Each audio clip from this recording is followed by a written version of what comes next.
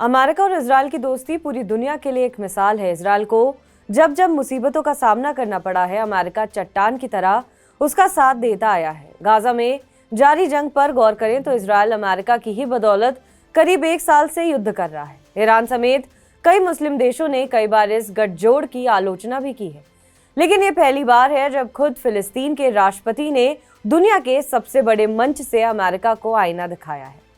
फिलिस्तीन के राष्ट्रपति महमूद अब्बास ने युद्ध में इजराइल की मदद करने के लिए अमेरिका को जमकर घेरा है। अब्बास ने यूएनजीए को संबोधित करते हुए गाजा में जारी जंग और तबाही के लिए उन देशों को भी जिम्मेदार ठहराया है जो इजराइल को हथियार सप्लाई कर रहे हैं। दरअसल पिछले साल 7 अक्टूबर को हमास के हमले के बाद से इजराइल गाजा में बम बरसा रहा है। गाजा के स्वास्थ्य विभाग के मुताबिक इन हमलों में 41,000 से अधिक फिलिस्तीनी नागरिक मारे जा चुके हैं। संयुक्त राष्ट्र महासभा में फिलिस्तीन के राष्ट्रपति महमूद अब्बास ने गाजा की तबाही और हजारों मासूमों की मौत के लिए समूचे विश्व को जिम्मेदार ठहराया है। उन्होंने गाजा में इजरायली हमलों के लिए अमेरिका के समर्थन की निंदा करते हुए अंतर्राष्ट्रीय समुदाय से इजराइल को हथियार सप्लाई रोकने की अपील की है। अब्बास ने कहा है कि हम ये पागलपन जारी नहीं रखने देंगे। गाजा में हमारे लोगों के साथ जो भी हो रहा है उसके लिए समूचा विश्व जिम्मेदार है। करीब 1 साल से जारी जंग के बीच संयुक्त राष्ट्र में ये उनका पहला संबोधन था।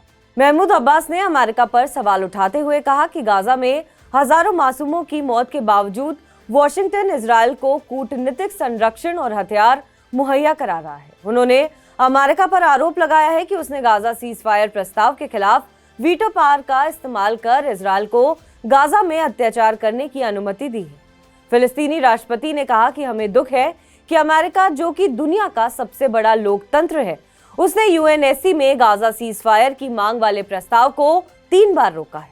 उन्होंने कहा है कि अमेरिका अकेला एक तरफ होकर कहता रहा है कि नहीं, ये युद्ध जारी रहेगा। वॉशिंगटन इजराइल का सबसे बड़ा सहयोगी है और वो बड़े पैमाने पर इजराइल की आर्थिक और सैन्य मदद करता रहा है। काउंसिल ऑन फॉरेन रिलेशन के डेटा के मुताबिक 1948 से अब तक उसने इजराइल को $300 बिलियन से अधिक की मदद की है। इसमें से एक बड़ा हिस्सा महज अक्टूबर 2023 से अब तक दिया गया है। वहीं इजराइल ने कहा है कि उसे अमेरिका की ओर से $8.7 बिलियन की सहायता पैकेज मिला है। इसमें से करीब $3.5 बिलियन युद्ध के समय जरूरी हथियार खरीदने के लिए, जो कि पहले ही उसे मिल चुके हैं। वहीं बाकी के $5.2 मिलियन की रकम एयर डिफेंस सिस्टम जैसे आयरन डोम, डेविड स्किल और एडवांस लेजर सिस्टम के लिए है।